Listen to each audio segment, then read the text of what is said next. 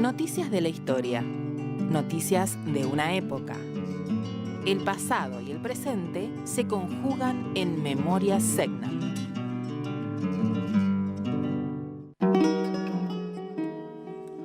Bueno, y vamos a tener nuestra primera sección del día de hoy de este programa número 12 de Memoria Segnan. Y esto fue publicado por el Diario del Fin del Mundo allá por noviembre del 2018. Escribe Bernardo Wexler y dice: se habilita el paso Garibaldi y la conexión terrestre en la isla. El 23 de noviembre de 1956, al habilitarse el paso Garibaldi, se cumple el viejo anhelo fueguino de consumar la comunicación terrestre entre el sur y el norte de la isla, superando de esa manera las complicaciones administrativas, económicas y políticas que se derivaban del aislamiento. Los primeros vehículos que atravesaron fueron el Jeep Willys de Vialidad Nacional, conducido por Charles Pocock, una chatita Buick del 26 de Julio Kanga, conducida por el señor Carlos Campos, y por último un Jeep anfibio propiedad de los turistas canadienses Ann y Frank Shader, placa conmemorativa del 50 aniversario. Encontrar un paso era el objetivo de los agentes de Vialidad Nacional. Personal de la repartición había efectuado un reconocimiento de la huella que llevaba hasta la Laguna Verde, y esa expedición les permitió conocer a un indio ona llamado Luis Garibaldi Jonte, muy conocedor de la zona, que por entonces estaba a cargo del destacamento policial de la cabecera del lago. Poco después, Vialidad lo nombró sobrestante y le encargó los primeros trabajos de apertura de una senda para caballos hasta llegar a la Laguna Verde, en donde, con colaboración de otro ona llamado Ismael Soldado y acompañados por la mujer de Garibaldi, establecieron un campamento volante en la Laguna Verde. El ingeniero Enrique Ázaro, responsable de Vialidad, tuvo en Luis Garibaldi un colaborador entrañable durante los años que efectuó los estudios del paso y le permitió enterarse de la existencia del Abra por la que hoy se atraviesa la cordillera de los Andes. Ázaro recordó que, en uno de los innumerables viajes que hicimos juntos, me relató cómo había llegado de la Laguna Verde hasta el paso, por referencia de sus antepasados. Los mismos mencionaban que se pasaba al otro lado por la Laguna Escondida. Desde la Laguna Verde y después de numerosos reconocimientos en la selva enmarañada, alcanzaron a divisar un Abra en la montaña. Siguiendo en la misma dirección, continuó Ázaro por el faldeo del este, al cabo de varios días, alcanzaron el paso desde el lado nordeste. El lado nordeste es bastante abrupto. Después de muchos esfuerzos, al llegar arriba, observaron que desde ese lugar se producía un Divortium Aquarium, lo que reafirmó su presunción de que estaba en el paso buscado.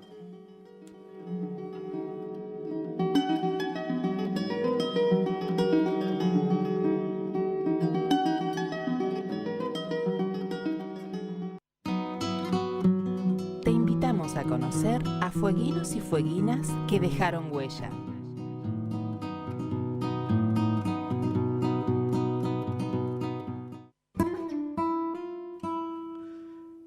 Y recién en nuestras noticias del pasado escuchábamos o leíamos el relato acerca de la apertura del paso Garibaldi, y eso nos trae a nuestro invitado del día de hoy, que no es ni más ni menos que Luis Garibaldi Jonte, para otros conocidos como Paca Jonte, quien va a ser el encargado de encontrar este paso. El día de hoy vamos a tener una presentación algo mixta con algunos de los escritos de Mingo en su obra Los Segnan de Esencias y Presencias, y a su vez vamos a tener unos documentos de audio sumamente importantes que amablemente nos facilitó Mingo. Así que para empezar les voy a contar que Paca Jonte, o Luis Garibaldi, fue bautizado el 12 de marzo de 1909, cuando tenía 12 años, por el padre Zenone. Como ustedes saben, ya lo hemos nombrado en reiteradas ocasiones, con su misión volante allá en la zona del Río Fuego. Luis Garibaldi cuenta, Mingo, que había sido raptado por Esteban Lucas Bridge, y eso lo hizo para transformarlo en un trabajador de sus estancias. También dice Mingo que Garibaldi forma parte de una polémica entre Vialidad Nacional y la Policía Fueguina, precisamente porque para Vialidad es Luis Garibaldi quien favoreció y ayudó y colaboró en la apertura de ese camino, pero que para la policía fueguina era el comisario Medina quien realmente había descubierto el paso para llegar hacia un lado y el otro lado de la cordillera de los Andes. En un momento también Garibaldi intentó tener una instancia bastante pequeña ahí en la zona de la Laguna Pescado donde funcionaba la reserva. Cuenta Mingo que lo pudo entrevistar en 2 ocasiones. La primera fue en el año 1976 para un programa del Centro Cultural Oneisín en el canal de Lonita, que el día de ayer cumplió años, el día de ayer 24 de octubre. Que de esa entrevista que le realizó no hay ningún registro y que después en la segunda sí fue el 2 de abril del año 1981, ya que Paca Jonte iba a ser el primer invitado a su programa Ser del Sur en LRA 24. Segundo Arteaga le recordaba a Mingo, también en algunas charlas, que era difícil hacer referencia a los nombres indígenas que tuviese cada uno de los miembros de esa comunidad, precisamente porque estaba prohibido, estaba vedado, no era complejo dar cuenta de la identidad que cada uno tenía. Recordemos que Paca Jonte vivió en la zona de Harberton y él lo va a recordar en un momentito, pero Mingo, cuando escribe su capítulo, dice: de algo estoy seguro, que el supremo hacedor, en su tránsito al más allá, sí tuvo que llamarlo de alguna manera para que renaciera, para que rindiera cuenta de sus actos, olvidando las polémicas de su nombre, ya perpetuado en nuestra historia y geografía, habrá tenido en su verbo el grito jubiloso de Paca, Paca, como lo habrá llamado dulcemente Luisa Jonte en sus brumosas costas de su nacimiento. Paca Jonte va a fallecer el día 9 de agosto de 1981 a orillas del Río Grande, y va a ser el Río Grande quien lo va a encontrar a este personaje.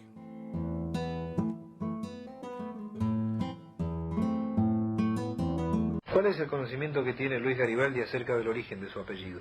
Bueno, el origen de mi apellido vino en una forma un poco rara y bastante, hasta me es molesto hoy, pero cuando me lo pusieron era, mi madre entonces vivía con un irlandés en la prefectura de Bahía Tete. Yo tendría aproximadamente el año y venía posiblemente otro marinero italiano. Era en aquel tiempo del furor de Giuseppe Garibaldi en Montevideo. Yo te habrá leído y se acordará. Entonces venía el italiano y me agarraba ahí de que yo estaba en el piso de la cocina, y me agarré y después empezaba a jugar, metía Garibaldi, Garibaldi, Garibaldi, y quedé para Garibaldi toda mi vida. Tus conocimientos de las lenguas aborígenes son limitados, ¿no es cierto? Sí.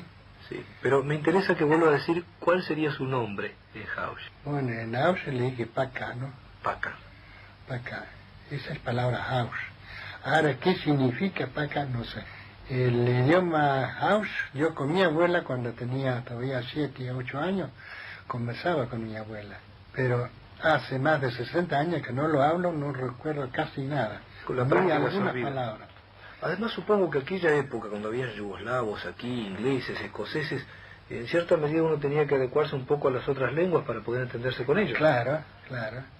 Que yo no aprendí nada tampoco, porque yo estuve muchos años con los grillos, ya hasta los 20 años estuve con los grillos. Me llegué ahí cuando tenía 7, 8 años y me quedé ahí hasta el 21, 22 con ellos. Ellos no me enseñaron nada, nada más que a trabajar, trabajar con el hacha, por ejemplo, cortando palos para hacer cercos. Todo lo que me enseñaron era trabajo, que a mí me gustó y siempre los agradezco cuando me acuerdo de ellos por la forma que me han enseñado a trabajar, porque yo fui siempre un buen trabajador. Me gustaba el trabajo, ahora no, porque no lo puedo hacer. Ahora no puedo agarrar un hacha y cortar un árbol, porque a los 3, 4 hachazos estoy cansado. Don Luis, hay un episodio que está muy vinculado a su vida, o quién sabe al que se le ha dado mayor trascendencia, como es el trazado del camino por la cordillera, lo que hoy se conoce como el Paso Garibaldi, Sí. precisamente por su nombre. Sí, bueno, ese paso había estado un ingeniero civil de parte de Vialidad Nacional en Ushuaia, y tuvo 5 años. El pobre hombre vino por una huella, marcando un poco la ruta, que iba a ser la ruta 3, y Ushuaia para adelante, donde había trabajado unos penados haciendo un poco de huella. Él aprovechó y niveló un poco eso y después llegó hasta Piedra Barco, donde ya había pequeñas sendas. Pero el hombre de ahí no supo acordar, no supo por dónde agarrar la cordillera. Entonces después vino un señor gobernador, un tal Gómez, el capitán retirado del navío. Y el jefe de policía, que era cuñado de él, es muy amigo mío. Y entonces ellos también me empezaron a buscar formas de que yo le pudiera explicar cómo era todo esto, cómo vivían los indios y todas esas cosas, ¿no? Cosas naturales. Bueno, yo le daba las explicaciones a mi alcance en aquel tiempo. Como todavía era analfabeto, no sabía mucho hablar tampoco. Pero igual les pude dar explicaciones bastante justas y quedaron muy conformes con ese. Ese era Luis Garibaldi Jonte, Vaca Jonte, contando algunas partes de su vida en esta entrevista que les decía yo recién, Mingo le realizó en abril de 1981. Vamos a escuchar un poquito más de esta historia. Los Bridge, siendo anglicanos, ¿los evangelizaron, los bautizaron a ustedes y a su familia? No. A mí me bautizó el padre Juan Zenone, de acá de la misión, cuando hacía los recorridos por los campos. ¿Por Viamonte? No, me bautizó en Alberton. Yo tenía entonces en aquel tiempo 10 años cuando me bautizó el padre Zenone, que desgraciadamente, pobre, cuando se fue a Italia murió allá. Se había enviciado en la bebida alcohólica. Como cuando andaba acá con los indios, se llevaba su botella de coñac, bebida fuerte, para tomar así en campaña, para el frío. Pero después se envició tanto que al último no le podía faltar la bebida. Y así lo mandaron medio loco a Turín, y allá murió, alcoholizado. ¿Cómo era la vida de Luis cuando era muy chiquito, cuando era un niño? Bueno, cuando era niño yo llegué a la estancia Alberton, de los señores Bridges, vino mi madre ahí. Tenía yo 4 años, entonces, aproximadamente, según mi madre. Y mi madre trabajaba ahí para ganarse el pan. Y de paso de ese pan me daba a mí. Y todo el verano, y una de las hermanas de los Bridges era la que hacía de directora del trabajo. Hacían cerco de madera, volteado, amontonado.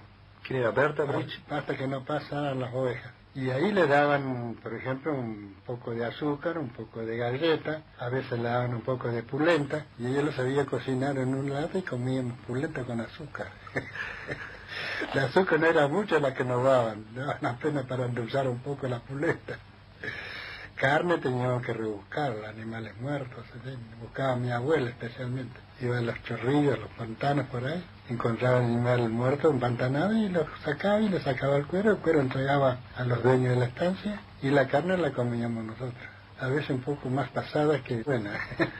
Pero yo acá sería un manjar. Después tendría 4 años más o menos, según mi madre, ¿no? Y entonces nos volvimos otra vez para nuestras tierras.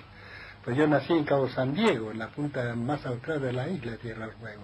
Y ahí tuvimos otros 3, 4 años más, y cuando yo tenía 7 años, más o menos 7 y pico de años, vinimos a Alberton otra vez con mi madre, mi madre y mi abuela. Y mi madre se juntó con un yagan de la especie humana que había en el canal Bigles. Entonces Bridges lo mandó a la isla Picton, porque Bridges estuvo alquilando la isla Picton al gobierno chileno, que no era Argentina en ese tiempo, que ya era chilena. Ya no me gustó, porque allá no tenía con qué jugar, porque el único chiquilín era yo. Habían 2 matrimonios, otro yagan con otra mujer, y mi madre con su hombre. Entonces agarré y le pedí que me trajeran a Alberton, donde estaba mi abuela. Y ahí me crecí yo, en Alberton. Estuve hasta los 18 años ahí.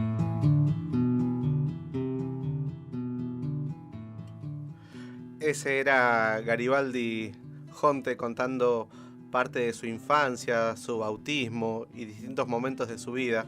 Ahí tenemos muchas referencias que hacen hacia la historia de nuestra isla de Tierra del Fuego en cuanto al proceso de colonización, ya que lo nombra a Bridge, que como ustedes saben fue uno de los pioneros en la zona sur, con lo que es todavía estancia Harberton. Luego de los Bridge también podemos recordar el libro El último confín de la Tierra, y así estos personajes que también colaboraron con lo que es el desarrollo de nuestra isla, pero que también sabemos fueron responsables o corresponsables del proceso de genocidio que sufrieron nuestros pueblos indígenas. Así que bueno, para terminar esta primera parte del programa, vamos a escuchar un poco de música. Vamos.